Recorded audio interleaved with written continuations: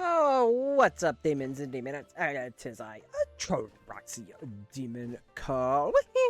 And today we're talking about my new favorite gacha, Dragon Traveler. But before we get into it, as always, feel free to toss a like and subscribe down below. Now, if you love these hero collector gachas, like my favorite had been AFK Journey, or like an AFK Arena, Go, Idol Heroes. I'm sure the list goes on and on. There's a ton of these games. This has been by far one of the best that I have played.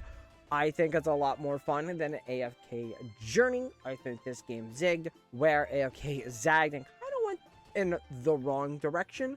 So today we're just going to kind of give a brief overview of the game. I don't want to get into too much detail, otherwise we're going to be here for forever, because there's a lot of game modes here and a lot of good stuff. So I'm going to start out with the basics here. We have stages. So as you can see, we have stages over to this side here, right here, right? So we have stages. You can see they are time gated.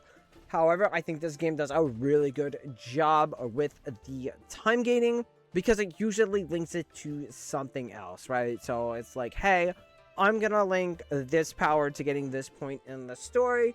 That's kind of time gated.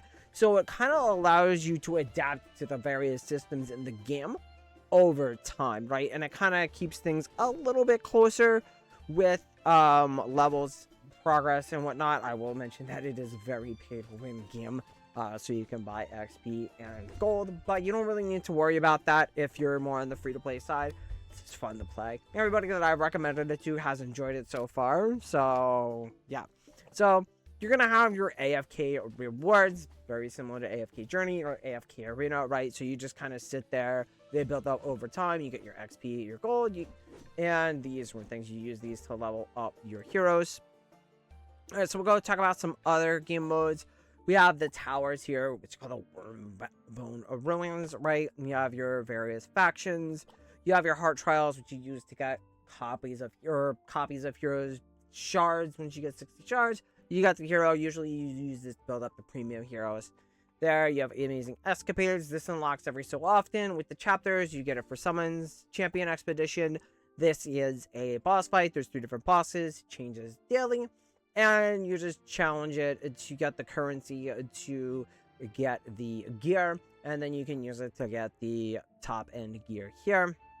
And the top end gear is nice because it has the stat bonus. Now that's not the highest end of gear. We haven't unlocked that yet.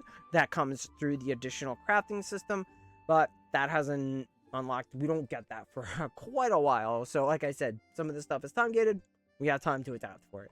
Right, you have Mythios Conquest, which is just an extra way to get some hero leveling up rewards, and then the copyists, you need multiple copyists and feeder copyists, like in a lot of these other games, to level up your heroes. You have Trial by Fire. This is kind of like every 2 weeks. You do this, you get these rewards. Once you clear it, there's no rankings here, you just need to clear it, right? So this is just, you clear it, you get these rewards. End of story. As you can see, no rankings. All right. You have the Coliseum. I like this one. This is just kind of like a time trial. So it's basically you want to clear these as quick as possible. You see the event calendar. So we have normal Coliseum, and that's just teams of 3, and it's 1v1. And you can swap them out. Very similar to like a Sunlit Showdown. But you can actually swap here. So the goal is to get the quickest time. And then you have ranking rewards for that. There's other rewards for clearing the challenges. But yeah, you got your challenge rewards here. And then you got your ranking rewards here. I mean, it's some really nice ranking rewards. I mean, this is the premium currency. And this is another currency you can get to get premium heroes once you have 2050. Alright, so that's that. Then at the end of the month it changes. And then you're back to your 6-man format. Alright, and then you have this, and these are just kind of like training camps, whatever you do, you can get extra diamonds. I'm not the biggest fan of that. So we're talking PvE, and we're on Wormbone Ruins. I want to show everybody the combat and what that looks like and how the team setups are like. So at floor 600, it becomes 2 teams as opposed to 1 team. So you only really need to focus 1 team early on in the game. It's just that when you get up higher, then you need to worry about 2 teams. So, you know, here we have like our tanks. You know, this isn't my strongest team. That's why this struggles. But yeah, this team's pretty strong. We have 3 premium heroes on it. You kind of want to go mono team a little bit, but you have like a couple, we'll call it flex spots, right? Where you can run heroes, or they call them luminaries in this game, that aren't of that faction, just because they're really, really strong, right? So what we want is between these two, we have a heavy burst in damage. This one just adds a team shield, a lot of survivability. We have our tank. We have Ares here. She has a CC. She's an amazingly good hero. Premium unit. The premium units are extremely good in this game. And they last a long time. The game has been out in Taiwan and China for like about a year, longer than it hit global. So we already have an idea of who's going to be really good for the long term and who kind of drops off, and which banners to pull and which banners to skip on. This hero here is one of the best, probably the second best overall character in the game. We still don't have the best. She'll what we expect to get her soon though, right? And then we're getting the third best probably in a couple days from now, or a couple times from this video. And then I have this one. Is another premium one. I can use her to counter rogues. Rogues, you kind of have to watch out for it. You can either counter them with a tank, or this hero here, because she charms the first melee hero that hits her for about 6 to 10 seconds, depending on investment, and sends them right into melee to get nuked by my 2 nukers here. So these units here, this unit here is a rogue, this here is unit. You just have to worry about them, because if they do get to your backlines, they can be problematic and wipe out your backline, where you're typically going to have your big DPS heroes, because there is something that gives them a buff on the back end. But I'll cover that more maybe when I do like a team building guide or a power guide or something like that. Anyway, I just want to demonstrate the combat. I've heard she's amazing, so she's gonna push everybody back and do a ton of crap damage at the beginning, right? It's gonna be a fairly fast fight. Again, we have 3x speed. I can cut it down. You can manual if you want. You can manual the positions of the ult, just like AFK Journey. I've done too much manual in AFK Journey. It's not as critical in this game. It will help you if you do manual, but you don't need to.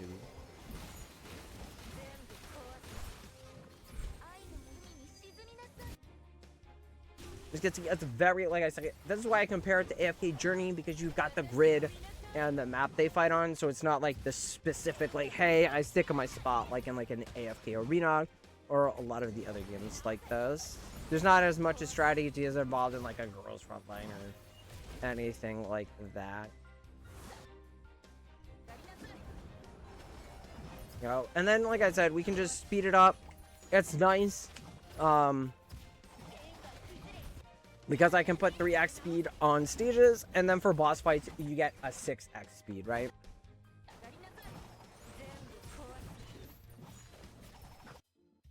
Like, see, because we're at a high deficit, the enemies are a little bit more tanky. You could say they have 2 healers. That's going to be a little bit problematic. All right, so we're just going to... This fight's going to take a little while. I might not win because my Ares somehow got over here. And I kind of wanted my Ares to stick on the healer, right? Because then what Ares would do would stun lock the healer. That's why that fight's not going well, because Ares somehow got stuck. Went over to the wrong unit. That's when having manual can kind of help. So that's kind of the combat. It's very similar to AFK Journey. So if you've played that, that's the combat style. If you like that combat style, that's why I recommend it for those people. All right, so that's kind of like most of those PvE modes. You have events, right? So we have this board game. This usually changes up. We had the shovel event a while back. You have a banner hero, so we have like a banner type event. We have this, which is just rotates weekly. It's just to build up these. So you basically just pull one of the 3 power items that you use kind of like behind the scenes, we'll say. And then you can get these golden clovers, which you use here to buy more powerful items. Like you can get the whale artifact. You can build the really powerful halkins, which are like a trading card type thing that give you more power. Again, we'll cover that in a future video. And sometimes we get these puzzles, right? So you just do these, you unlock a puzzle piece, and then you get rewards, right? So you see that, just free rewards, just for playing the game. We have the banner boss. You always get one of these with the banner. Usually it features something with the banner hero. If you have that hero, you're going to do more damage. I mean, this is what the rewards look like. You get some diamonds, you get some banner pull currency, you get some feeder hero copies, and then you get a border for first. Right. And then you have a ton of free summons. This thing goes on forever, and pretty much you're logging in. You're getting some free summons of some sort. Usually 10 a day, which is nice, especially if you're free to play.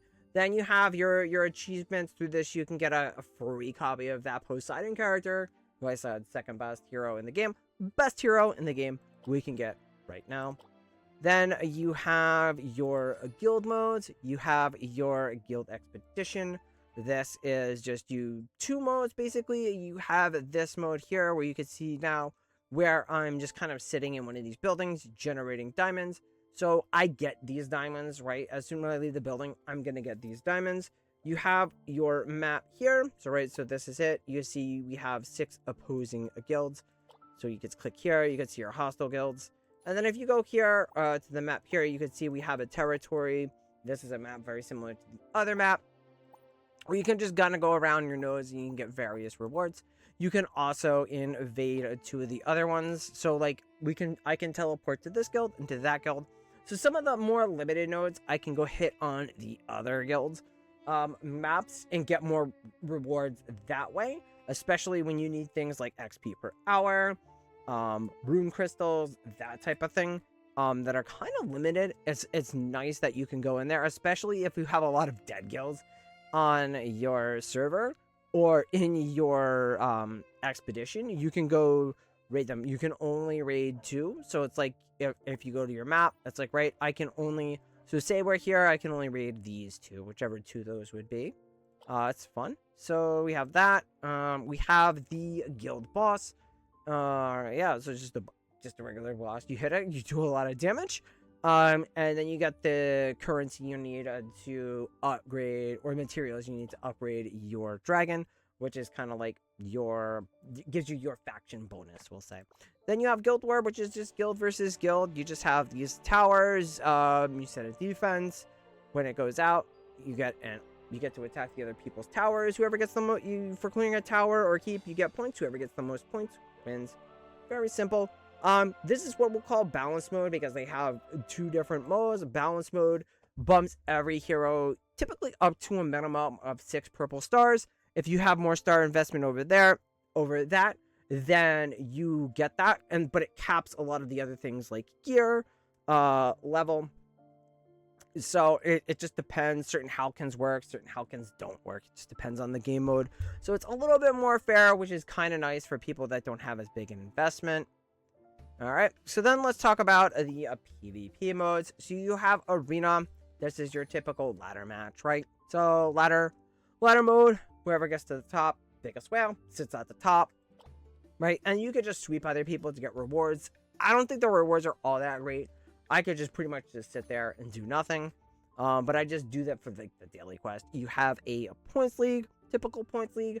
Whoever gets the most points wins. You can't lose points for attacking people. It's not that type of points league. It's like, hey, I get my attacks, I attack. So there's a little bit of gamemanship. You typically want to wait till the later in the day to do this, or you have people past you so you can max out your score, right? So we want to get like a 110, like a 109. We want to get stuff. If we attack when we're on top, we're only gonna get like 95, 99. That's what we don't want. So we kind of want people to pass us. So you can see I'm holding off more to like the end of the day. We have advanced points league. So once you hit champion in the points league, you get to go to advanced point league. In this league, again, it is a points league. You do lose points, right? So say like here, I got hit by somebody, they beat me, I lose 18 points. I hit somebody, I get 16 points, they lose a couple points, that type of deal, right? So you get a defensive victory, right? You get points, right? So this is the other big well. You got about a 50-50 right against them. I'll take that. Yeah, so like nobody really I don't get attacked too much other than by the person, right? So I'm in second. Second's not a bad spot to be. You still get decent rewards. I can just maintain this by like, hey, I've got a ton of attempts. I just keep building up my attempts. You get 3 free attempts a day, and I can buy 5 attempts as well. So I just kind of stockpile them. So I should be able to maintain my spot. I just got to keep an eye on things because it does reset in 15. Because they are close, they could leapfrog me. I want to finish, since I know I don't want to like risk it. I could go for first, but then they probably have a bunch of tickets banked as well, right? Because they made me attack me once today. So they made me doing their free attacks today and just kind of sitting and chilling and building these up, which is fine, right? So I'll just kind of like maintain my spot. I mean, the rewards for second are very, very good. So it's just a balancing act of trying to maintain either second or third. There. All right. Then we have my favorite mode, which is the God King Clash. This is Tuesday, Thursday, Saturday. So we're kind of in an off period. And then what you get here is, if we go to promotion, you got a lineup of 10 heroes, and then it's a series of 1v1 matches, right? And then the top 8 go into this tournament bracket here. And then as you can see, the teams are made up of your 1 through 3 slot, 4 through 6 slot, and then 7 through 9 slot, with the 10 being a sub. For whatever reason, the sub doesn't work. You can swap these heroes within here. So I was like, so say I had this fight, right? And this character was here. I was worried about this one, so I switched a stronger character into the first slot, and I easily got the win. Again, heavy investment levels really matter. Like this, I can't stress this enough, like the biggest advantage comes from here, not necessarily from the investment here. This helped, for sure, but there's a couple factors that go into PvP power. We'll cover that in a future video. I really like that mode. And then at the end, so you have a schedule. So 2 weeks we get this, and then we get the Realm Clash. This is where all the top 8 from the regular matches, when you get ranked, go to fight. And I'm really excited for that, because that's going to be Whale Wars. All right. And then lastly, we have Cloud Clash, which is server versus server. It's an interesting mode. I kind of like it. I really need to get these to help me out for my PvP power. For the Realm Clash, so I'm trying to get the server on the whole page. There's always going to be drama anytime you get this, because somebody from the same server hit somebody from the same server, and drama. Other than that, it's not too bad. It's kind of like, again, hey, I hit their node, I take their spot type deal. If you're first and you're the strongest whale, you're pretty much just gonna sit there. I can just hit down. Once you get to the top, you cannot hit your own side. You can only hit there. It doesn't make sense to hit your own side in this mode anyway, because you're not going to get plunder, and plunder is what gives you these, and you can get a significant amount if you manage it correctly. Like I get 5,500 a hit, I can do 15 hits, right? That's a significant amount of event currency that we can use to build up. In addition to the AFK currency we get here for the production, the rank currency we got from at the end of the day before the cooldown period. Then there's there's an open period and a closed period, and during the closed period you get half of this per hour, and that's what gives you a big boost to here. All right. Yeah, so I think that's all of the game modes and kind of everything I want to cover. I will start doing a series of guides. I'm going to delve into a lot of stuff, because there's a lot of little stuff that's easy to like miss, and that you can get power from. And yeah, that's going to be it for this one, and I will catch you in the next one. Bye!